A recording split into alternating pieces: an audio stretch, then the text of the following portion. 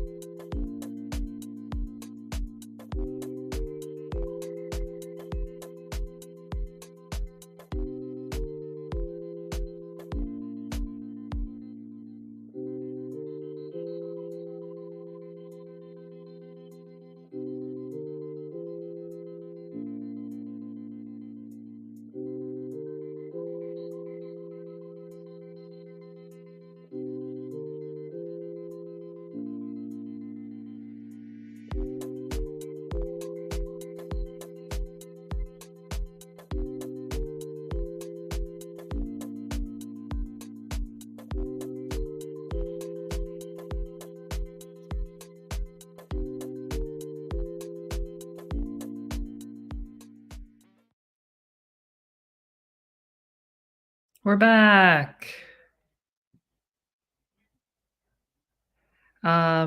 Your sound is not on. I was actually just miming. Oh. Okay, no, Sam, the basement has we need an extender down there. Otherwise it's spotty. So here I am in the bright light, my receding hairline for everybody to see. Let me sit back. So today is National Lighthouse Day, which we're originally from Rhode Island. So even though we've lived there, I haven't really seen many lighthouses. I'm going to be honest. Yeah, that's the thing. I feel like I said in the last stream, that a lot of people are from different states and they visit Rhode Island and they get this vibe that lighthouse for Rhode Island. And then they take home lighthouses and they display them and they say, this is from Rhode Island. But when you live there, like I said, I think roosters are more popular. Like the red rooster, you see them everywhere. Not so much lighthouses. Except for gift shops and souvenirs, you know. Wasn't it like the state icon lighthouse for Rhode Island, or am I making it up? I think you're making it up, but it was on the license plate for a while. Oh, maybe that's what I'm saying. So every time we would see like a lighthouse, we knew it would be Rhode Island Yep. at the time. But yeah, I mean, lighthouse go way back. It's hundreds of years old, and really just was a signal for boats to know where to land, where the land was. And we're relating this to websites. We always do. Yeah, it's a part of navigation, really, being able to navigate the way. And there's a lot of connections between your website and making users flow through your website and navigate it properly. But there's also a tool, which Tony's going to get into, the Lighthouse tool. Ironically, it's called Lighthouse. I think it's a good name for the tool. I think they thought about it, because it is like a lighthouse.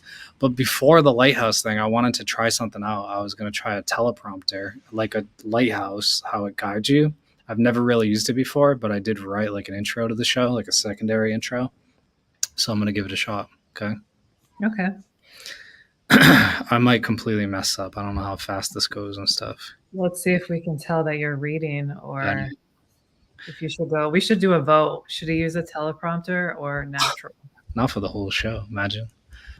Ladies and gentlemen, boys and girls, welcome to the Three Tone Digital live stream. Today we're going to celebrate National Lighthouse Day.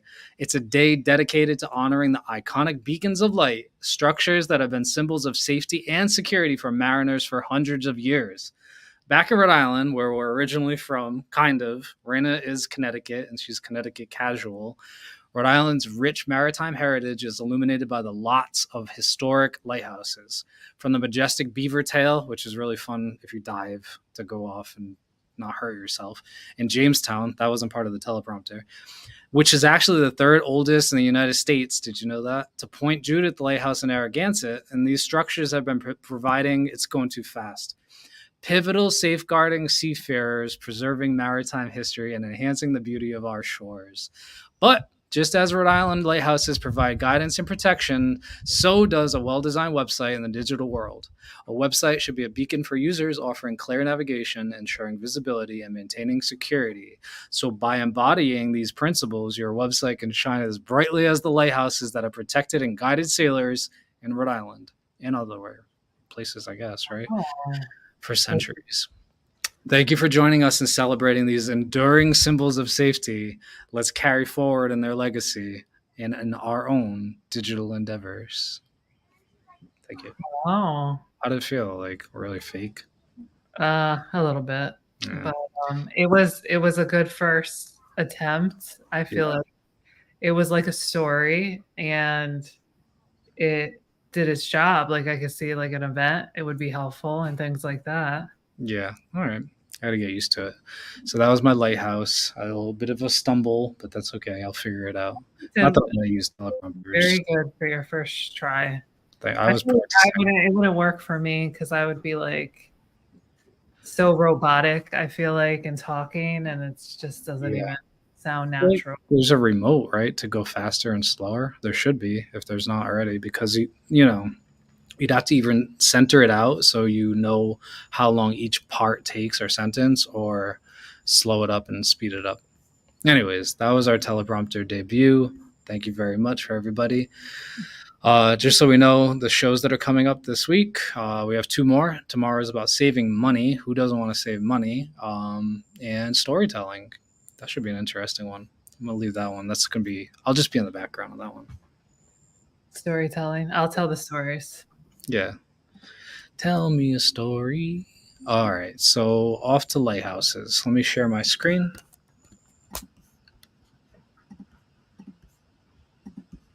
At least the internet is pretty good. So we are relating this to WordPress. WordPress lights the way. It does light the way. I think I had recently written an article about analysis paralysis, where people don't know what to choose and they don't wind up ever doing the site because they have this like, what do I do? There's too many options out there. WordPress should be that lighthouse, I feel, in the distance that's like, come to us. We're open source. We've been around for 20 years. Our name is a little boring, but we do everything. That's what their slogan should be. Right? So, WordPress lights the way. Do you agree, Reina? I agree. I think lighthouses and WordPress go hand in hand. I mean, it is a way to communicate. It provides, just by standing alone, it provides a clear indicator of what's ahead. And that's for your business. I mean, it's the main communicator. And it has all the tools to provide all the information. And it says that, lighthouses, they were symbolizing safety and security. And WordPress provides all of that as well, if using the right tools, of course. Yeah, it does. It can provide that safety that you can have a website that is secure. So yeah, totally. I mean, WordPress is our choice, and it definitely does lead the way. And just to add to, when we say safety and security, they sound like the same thing, like being safe on a site or secure. But also with WordPress, I feel like a good thing to note is that safety, meaning you can mess it up, and with the latest updates, you can revert back certain sections, which is really cool. So you're safe in the sense also of, let me try something new, let me build a page, let me do whatever the developer or designers gave me and try my own thing, so you're safe to like mess things up, which is really hard to do on WordPress. The new WordPress, I feel like, is hard to do. The old one with the classic editor, moving stuff around, kind of like we talked about on the stream the other day with abstracting data, you can mess stuff up with Divi and other themes that are out there. But using what's native to it, it is a safe. I feel safe when I'm in there. Not like Weebly. Literally, the first time I went into Weebly, as we know, Reina knows, I messed something up right away, and I couldn't revert. I couldn't even get it back to where it was supposed to be. So, yeah, it was not safe. It was not a safe, friendly environment of any of those. It could really, right away, we're used to a certain way of doing things, and then we go to these builder solutions, and it doesn't have the same tools that we're used to. Yeah, or has too many tools. Yeah. Looking at you, MemberPress. I was calling MemberPress my nemesis last night to myself. So we're on GitHub. This makes no sense, but we're actually going to look at the Lighthouse tool, and I'm going to use GitHub as the example. I just want to note that their navigation is pretty cool. I like their simplified mega menu type thing, because we're kind of talking about navigation too, where how to get from one place to another on a site. I feel like there's a lot of sites that are out there that don't have great navigation, hard to follow, not organized, kind of chaotic. I do like how they arranged it, where there's like bold and then the subcategories, and you in the use of icons here. Yeah, it does just enough. It's not over the top, because sometimes the navigation can offer too much, and there's icons, there's jumping out at you, and you don't want that. But this is simplified, but also modern. Yeah, I kind of wish if you hovered over this right section would change, but maybe they don't have that much information. So we're going to run a Lighthouse report, and the way to do that, if you're going to do it, you can do it to your own website, you can do it to other websites. It pretty much gives a score, and you can do this on something called php.dev, but you can also do it in the Chrome browser, which is really helpful. It'll give you a score on SEO, accessibility, speed, and something else. There's another one in there. We'll look at that and find that out. Shortcut for me, Option Command I. You can also right click and say View Inspector. From there, there's a big menu. Usually you will be on the elements and you'll see something like this. But if you click the double arrow chevron, you can click Lighthouse. Lighthouse is going to say, hey, what do you want to do? You want to look at the device on mobile, on desktop? Do you want to go for all these performance, accessibility, best practices? That was the one I was missing. And SEO. I like to keep it where it is. Just give it a page load. So this is going to take a screenshot, literally and figuratively, of where it is. So it's looking at it, it's saying from a connection how long is it going to take? How are you taking screenshots of me? Yeah, I am. I'm doing it. As Tony's demoing this, I'm taking real shots of the demo to promote on social media. And it's also a tip if you guys have your own businesses and content marketing. Take screenshots. Hope I look all right in that screenshot. So you can see here how cool. You don't have to go to a different site. You can view the performance, accessibility, best practice SEO scores right here. And it gives you a lot of information. If you scroll down, this again is GitHub. We're not managing GitHub site. We don't have any control over it. And it's a good site. I mean, it's low level. It's a pretty good score, 81. Could be better. But if you have your own website, this tool is invaluable because it'll give you these advice and information about what is loading, how long it's taking to load, how to improve the process by maybe reducing unused CSS. There's different things here. So this goes down the list of other stuff too, like ADA compliance. It'll tell you if things like labels and inputs have ARIA, I think it's ARIA inputs, which pretty much tell for screen readers. It'll also give you best practices about screen movements and what libraries you should use. If there's issues, you can always drop something down and it gives you more information. It's really, really, and even goes to their documentation. So if there's an error or a warning or something that you can improve on, you can always go to the documentation, which we use a lot, and see what the heck they're talking about. Because some of this stuff, if you read it, they use a lot of acronyms, CSP, like what? But then you click it and it's like, oh, this is about cross-site scripting attacks, so which you've dealt with, Reina. Your headers.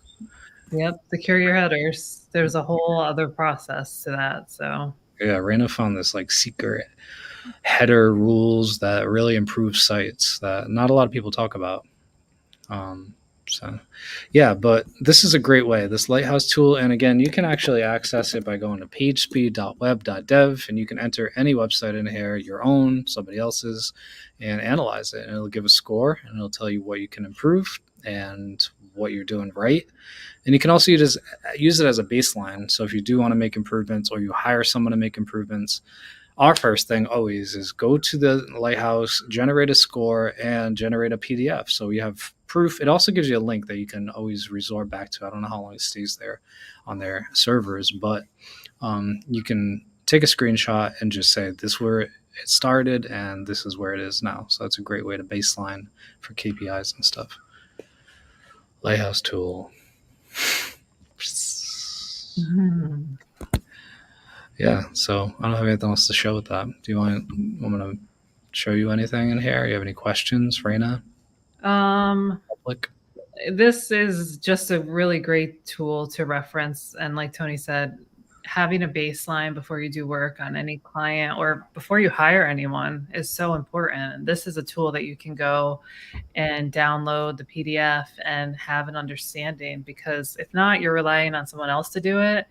And you want to be able to measure if the efforts, and especially if you're within budget, you're trying to say, okay, our efforts and our updates have made a difference. To prove that, you have to start with a baseline.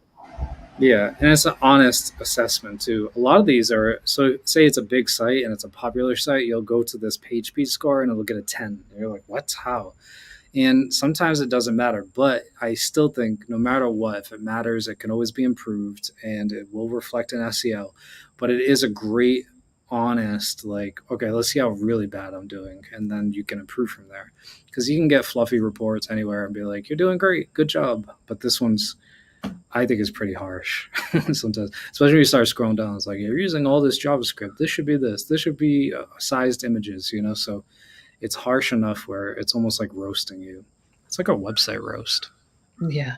I mean, it does give you a lot of information, and then paired with like speed tool metrics that Google has, and to be able to look at both of those and figure out what the differences are, because sometimes they provide different data metrics. So it's good to at least have a second opinion.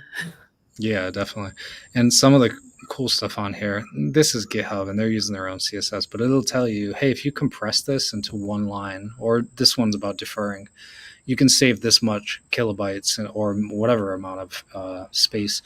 Each one of these little things helps the site. So even if it's just one thing, you have a file hanging around as 1,000 lines of CSS code, compressing that and saving just a tiny bit of kilobytes on every load, all these things add up, and it will help the site in the future. Sometimes that's impossible with things like WordPress if you're using plugins, but if you're doing your own custom themes or just like helper add-on classes and stuff, that should be a big part of it. And a lot of times it'll show in here, like it'll show on WordPress if people just drop in CSS in the customizer, you'll see it in here. It'll be like uncompressed code loading in the wrong place. So taking that code, compressing it or minifying it and putting it in the right place in the queue, it's called, where WordPress says, let me load this file, this file, this file, this file, this file, and not jumping ahead of the queue and saying, no, WordPress, show this code first, no matter what, is always beneficial, because caching plugins and stuff use that queue and the order of importance to say, I'm loading this first and then this, and this will work all together. So that was a lot of information in one little blob. But if you have any questions, we're always here. We can always help and answer questions. I like answering questions because it helps me understand things better. I get to deep dive. Reina likes to do that too. And just like what's in H1. One time I looked up before that live stream, like the history of the H1, which wasn't that interesting, but sometimes it does get interesting when you look up one small thing like minification of code, because you wouldn't think that spaces would account for time that a file's loading, but it is, because it's literally going space by space, a reader or a compiler, and then saying, here's the file at the end. So spaces add. It's like white space is actually bad in code, but white space is good in design. Yeah. Big difference there. Yeah. I did want to talk about having HTTP versus HTTPS on your site, and that you might have having HTTPS. But when I'm talking about HTTP, I want to show a demo on how that even though your site is secure, HTTPS, there could be HTTP images on your site, which will have a negative impact on performance. Yeah. So we want to show you really how to locate those images, or a tool you can use to see if, one, that exists, two, how to update that with better search and replace, and three, why should you update that? So yeah, let me log into 3Tone. I was trying to get an error right here to see like if it was a mixed. So it's called mixed content errors, where there'll be your site's in HTTPS, which is great, but then there'll be an element or a script or something that's being included HTTP, and that really messes things up.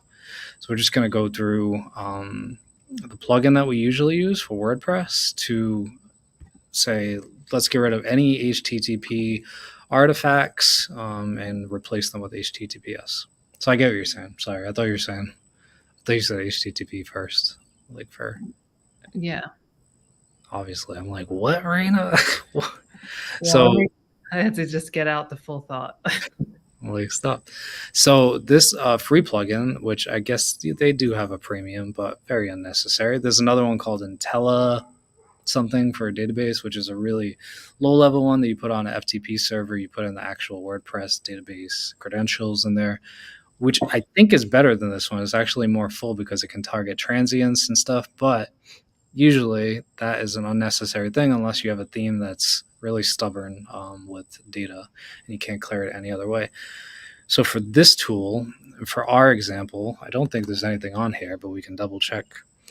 When you push a site, maybe from staging or local, or just things are going on the site and you have other people working on it, you don't know what's being uploaded. And if you don't have any rules saying make things HTTP to HTTPS, then it will just remain HTTP. So a good practice that we do on sites every once in a while, if we think about it, especially if we have a update that we push from local or staging environment, we like to say, look on this site for anything that's unsecure with this domain and replace it with the secure domain. So for this plugin, you're able to select any or all database tables. We don't have that many. and you're able to run as a dry run. Means like, let's test it first. I like to live on the edge, especially with our site. We do have daily backups. I did take a backup about 30 minutes ago. So I'm going to uncheck dry run because we're living on the edge. And you can't replace GUIDs. GUIDs are for URLs that are in the system. For this type of thing, I am going to check it off. But if you're doing content type changes, say maybe a product name changes from premium to premium plus, I would probably stay away from GUIDs because you're really targeting the URLs at that point, and that can really mess up a site if things are especially absolute linked and not relative via post ID. Anyways, so we're going to search for HTTP, replace it with HTTPS. This does take a minute. They should have music when you press it, like Jeopardy or Wheel of Fortune, Days of Our Lives.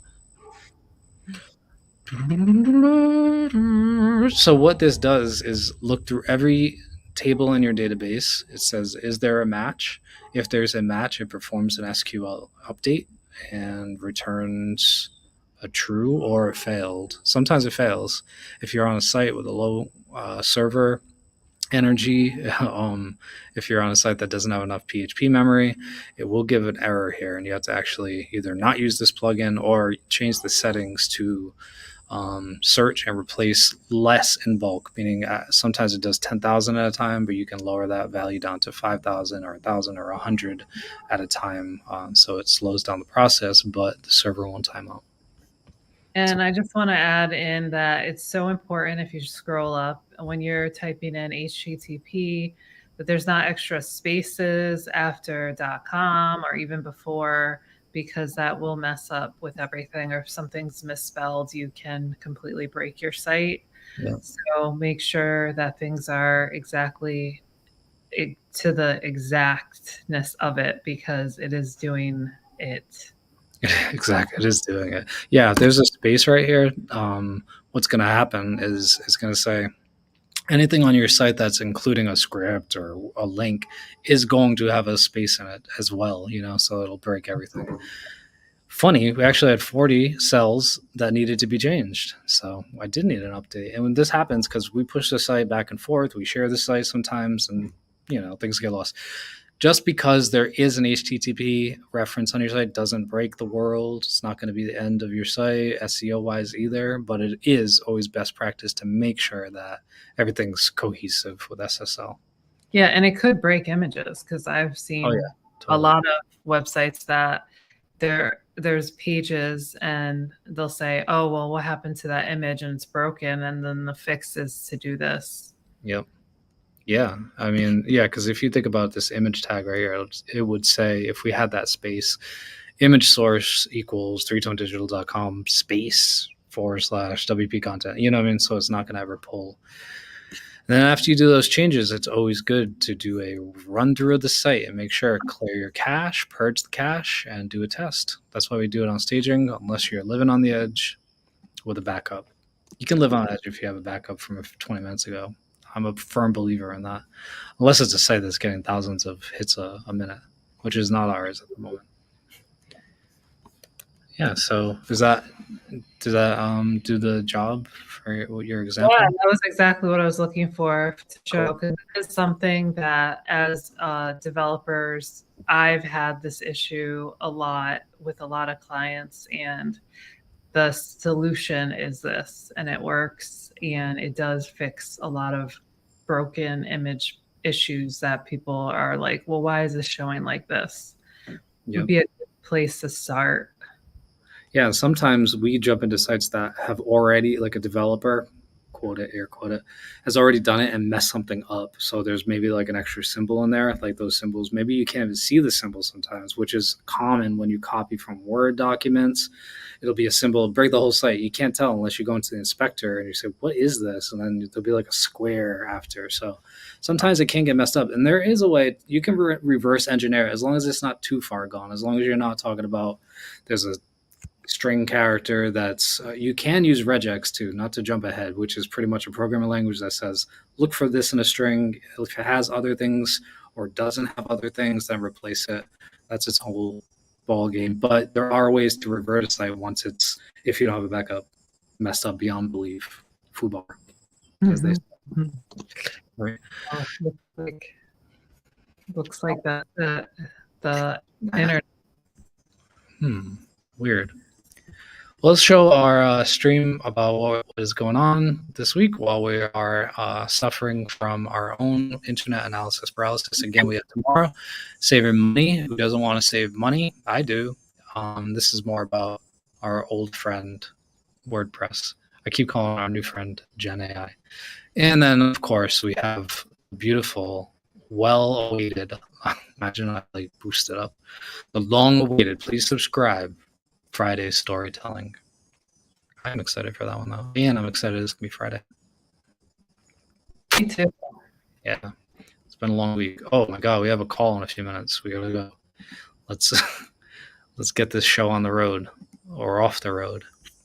You want to do a final word? On to the next.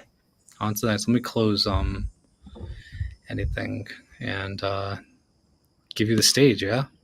Well, I don't know because of the signal. I don't want to get a chopped up signal. Okay. Let's save the final word for tomorrow. What's up, everybody? Just kidding. Oh, actually, the signal's better now. Yeah, you want to do it? Yeah. Let's get you there. I'll take you there. Stage is yours, right? Today's final word is to make sure when you're thinking about your website to think about navigation and how to guide users. There are tools out there that you can measure where users are going and their journey. But I think when it comes to just taking a look at your current website, make sure that users have a clear understanding on where to go to get the information that they're looking for. Make sure to add value and have it clear and in a designated place that anybody can find it. So it's really a call out to really audit your own site and make sure users can go where they need to go. Be the lighthouse. Be the lighthouse. Do you remember that? Remember we were talking about like a month ago? We went to a lighthouse, but we don't know what country it was in. Remember, we were outside of it. We never went in though, but there were people out there. Yeah, I feel like it was Portugal. I remember it clearly, and I think it was like falling apart too. Yeah, it was. Or was it in New York?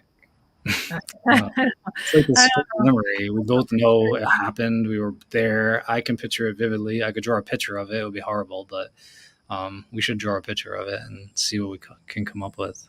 We'll show it's almost like that memory of the glass chessboard that we thought we saw somewhere, but never could connect the pieces. Sometimes we have memories like that.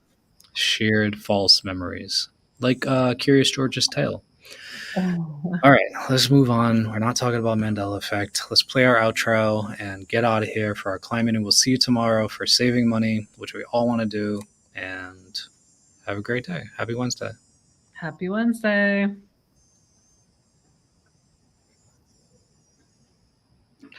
Going in circles.